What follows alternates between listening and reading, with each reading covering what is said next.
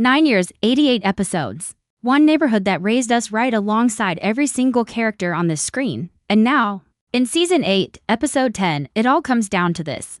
The very last time we will ever see these streets, these families, and these faces again. But before you get comfortable, let me tell you something that nobody is talking about yet. Somebody almost didn't make it out of this finale alive. Somebody's blood was on that pavement, and the way this episode ends is going to leave you speechless, questioning everything you thought you knew about who really survives this story. So sit back, because we are about to break down every single second of this series finale, piece by piece, and by the end of this video, you are going to feel like you just watched the whole thing yourself. Let's start where the episode starts. Because right away, the tension is thick. Kesha is drowning in emotions she cannot control. And it all comes back to one thing, Tiffany. The wounds are still fresh. Tiffany made a choice that changed everything for this family, taking out the man connected to her child's father, and Kesha is not ready to just let that go. Emmett tries to play peacemaker, telling her straight up that Tiffany did what she felt she had to do, and that this is not about picking sides, it's about facing the truth. But Kesha isn't hearing it. She wants Tiffany nowhere near her wedding. She does not want the ceremony happening anywhere close to the place tied to all that pain. And honestly, who could blame her? Nobody wants to say their vows standing on top of somebody's tragedy. Emmett steps up like he always does. He tells Kesha not to worry, that he's going to handle it, and he goes straight to his boys, Rashad and Victor, asking them to stand beside him as groomsmen on the biggest day of his life. They say yes without hesitation. But here's the twist. Emmett doesn't just ask them to stand with him. He asks Rashad for something bigger. He wants to use Rashad's backyard for the wedding. A quiet, personal space, away from all the darkness. Tied to Tiffany's home, it's a small decision on the surface, but it's about to carry way more emotional weight than anyone expects. Meanwhile, the moment fans have been waiting for finally happens. Tiffany shows up at Kesha's door face to face, ready to say the words she's been avoiding. She apologizes, she tries to explain herself, tries to make Kesha understand why she did what she did, and at first, Kesha shuts it down completely. She is not trying to hear excuses. But something shifts in her as Tiffany keeps talking, laying out the truth about the man she took out, a man who once ran a trafficking operation, a man responsible for real, documented horror in this neighborhood's history. Slowly, you can see it register on Kesha's face. This wasn't some senseless act of revenge. This was survival, and little by little, the ice starts to melt. Though we all know forgiveness like that doesn't come easy or fast. While all of this unfolds, Barry finally tells Brittany he's ready to leave for Atlanta. After everything this city has put him through, after every warning sign, every close call, he's finally making the move to get out. But here's where the suspense kicks in hard. He's still here, still packing, still lingering in a city that has already shown him exactly what it does to people who stay too long. And if you know this show, you know that hesitation always comes with a price. Then we shift to Emmett and his father, Darnell, sharing a quiet, heavy moment. Emmett admits something personal. He's been seeing his mother, Jada, in his dreams, just like Darnell told him he would earlier this season. And in that same conversation, we learn something that ties the entire family's history together. The wedding isn't happening in just any backyard, it's happening in the same space where Darnell once brought Jada, the same place he once called their new beginning. It's a full circle moment, a quiet tribute to a woman who is gone but still shapes everything this family does. From there, the emotional temperature keeps rising. Kesha and her sister are getting ready, and it feels less like preparing for a scene and more like watching an actual wedding day unfold in real time. Kesha turns to her, thanking her for being there, for standing by her through everything, and then in walks the OG, Kesha's mother, returning to support her daughter on the most important day of her life. The moment their eyes meet, it hits different. This is a woman who has been absent before, who missed pieces of her daughter's life she can never get back, and she knows it. She apologizes for not being there for the birth of Kesha's second child. But Kesha, with tears in her eyes, tells her something that changes the whole tone of the moment. She's just grateful her mother was there for the first one. It's forgiveness, it's healing. And it's exactly the kind of moment this show has built its entire legacy on. But don't get comfortable yet, because everything is about to build toward a moment nobody saw coming. And this finale is far from finished. Breaking hearts. The wedding day arrives. And this is where the show gives us everything we've been waiting for. Emmett wants his son Devontae to hold the ring. And this moment carries so much weight it's hard to watch without feeling something. Devontae, nervous, asks his father what happens if he loses it. And Emmett, without a second of doubt, tells him he trusts him completely. It's a small exchange, but it says everything about how far this family has come, about the trust being passed down from one generation to the next. And for a moment, You brace yourself, waiting for something to go wrong, waiting for chaos to creep in the way it always has on this show. But this time, nothing does, no drama, no disaster. Just a boy holding onto his father's trust and not letting go. Then comes a return nobody was fully ready for. Hannibal walks back into the picture and the timing could not be more interesting.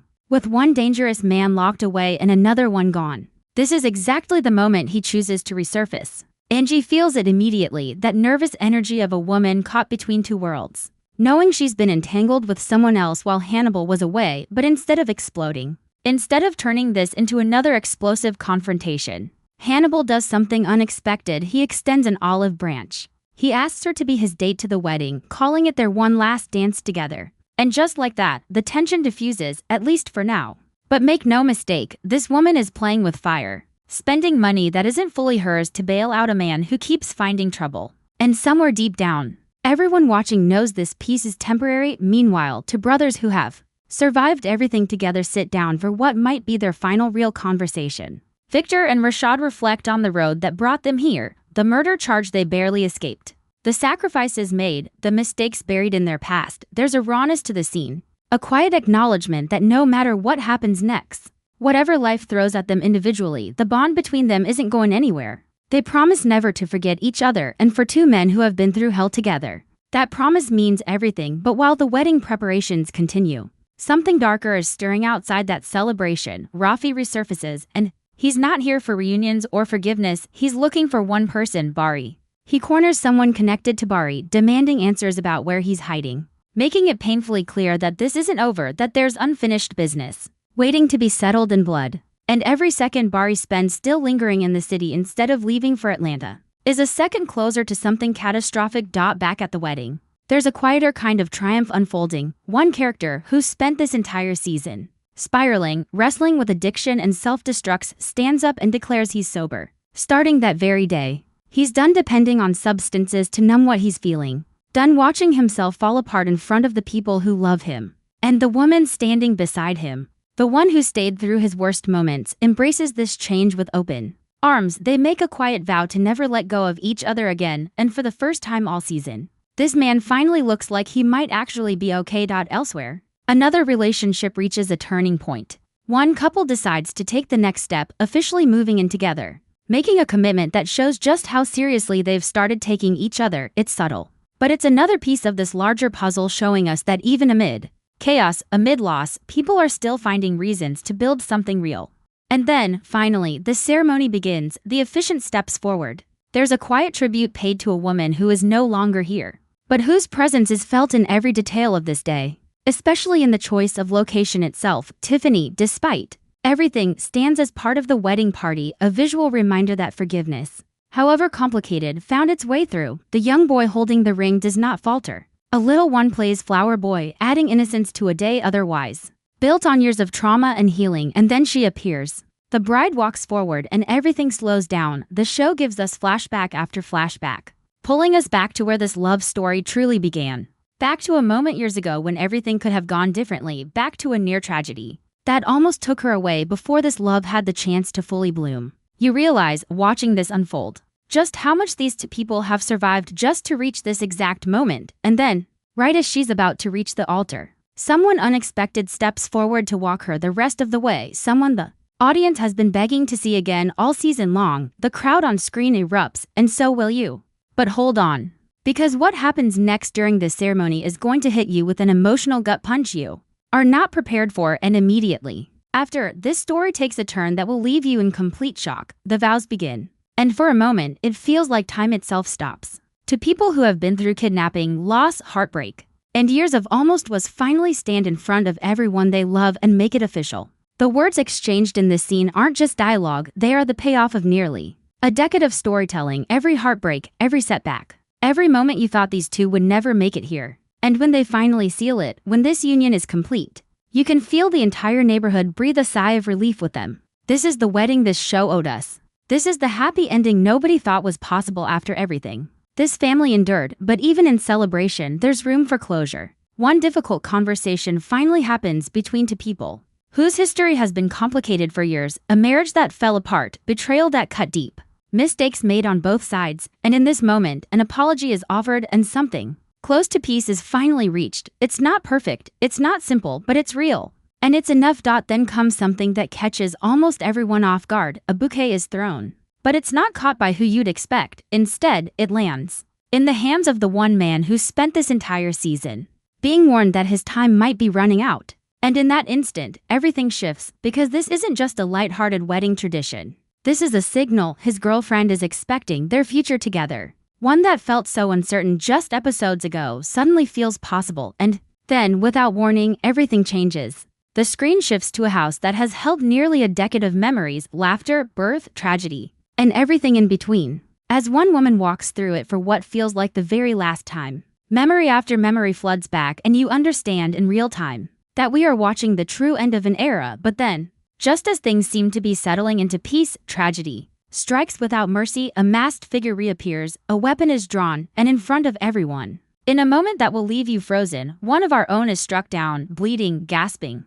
fighting for his life while the people who love him scream for him to hold on. The screen cuts to black. 1 year passes, and what we see next is a story of survival, reinvention, and quiet victory. Families rebuilt, painful pasts replaced with new beginnings, new pictures on the wall, new chapters written by people who refuse to let their worst moments define them forever. One man behind bars finds unexpected peace in a book written by someone he never thought would make it out alive. And that right there is the clue that changes everything, because if that book exists, if those pages are being read, then somehow, someway, against every single warning this season gave us, he survived. And in the final seconds of the finale, we return to where it all began, 3 boys riding bikes through the same streets that raised them. A full circle moment mirroring the very first scene of this entire series 9 years ago. Because sometimes an ending isn't really an ending at all. Sometimes it's just the next beginning, waiting to happen for a whole new generation. And just like that, after 9 long years,